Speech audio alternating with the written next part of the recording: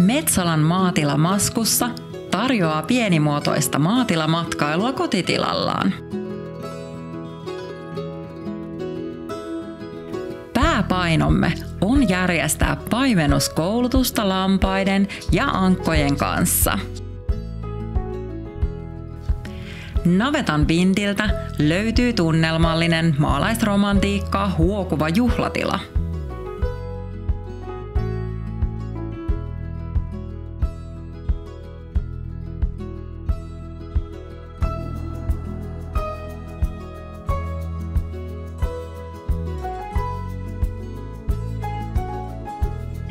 Meiltä löytyy myös pienimuotoista majoitusta, maatilamajoitus, joka löytyy pihapiiristä, ja elämysmajoitus Metsämaja, joka löytyy Metsän Siimeksestä.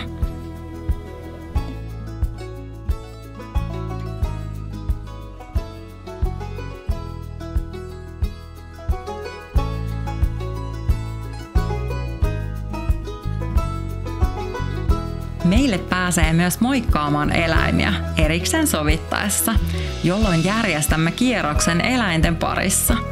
Tällöin pääsee ruokkimaan ankkoja ja silittelemään lampaita. No niin. Ja miten sä oot viihtynyt tällä tilalla?